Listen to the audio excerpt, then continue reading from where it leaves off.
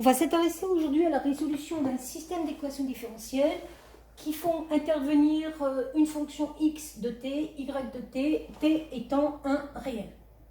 Donc pour résoudre ce système, on va passer à des matrices d'ordre 2.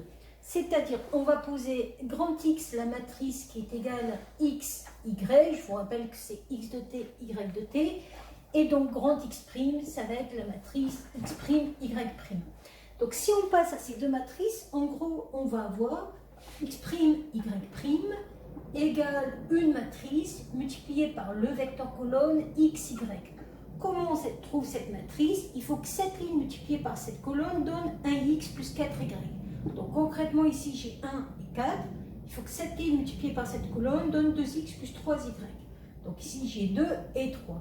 Cette matrice, je l'ai appelée la matrice A. J'arrive donc au système suivant, à l'équation différentielle suivante, grand X' égale grand A fois X. Alors, pour résoudre cette équation différentielle qui fait intervenir des matrices, je vais diagonaliser la matrice A. Donc, c'est ce que j'ai fait dans une précédente vidéo. J'ai trouvé comme valeur propre 5 et moins 1. Et ça m'a permis de trouver les vecteurs propres associés. Premier vecteur propre associé à la valeur propre 5, 1, 1. Deuxième vecteur propre associé à la valeur propre moins 1, moins 2, 1. Donc ça me donne une matrice de passage qui permet de passer dans une nouvelle base où la matrice sera diagonale. Alors pourquoi c'est intéressant d'avoir une matrice diagonale? Imaginons que je cherche à résoudre cette équation différentielle de matrice où x' est égal à d fois x. Concrètement, ça revient à résoudre x', y' égale 5, 0, 0, moins 1 fois x, y.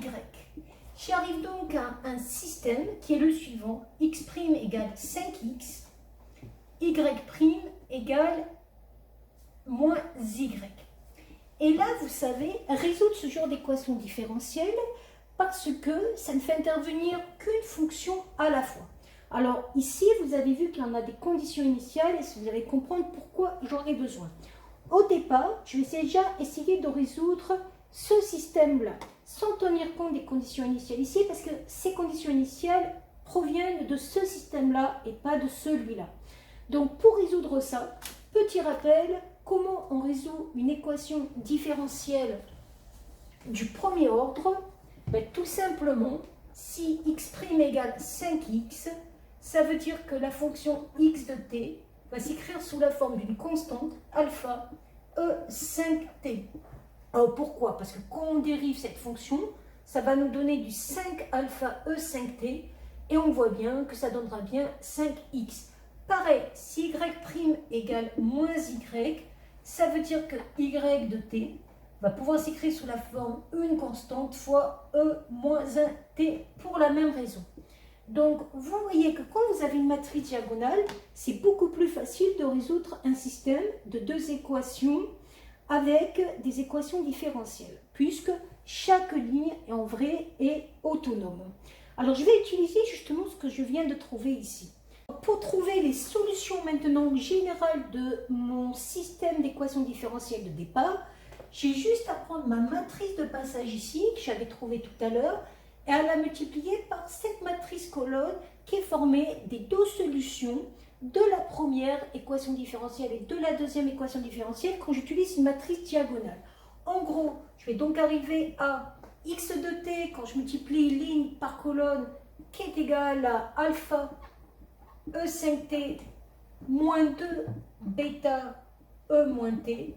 Et pour y de t, ligne par colonne, alpha E5t plus bêta E moins t. Et là, ce n'est pas tout à fait terminé parce que ça, c'est les solutions générales, mais on sait qu'avec les conditions de départ, il n'existera qu'une seule solution. Il me suffit après de remplacer par les conditions de départ.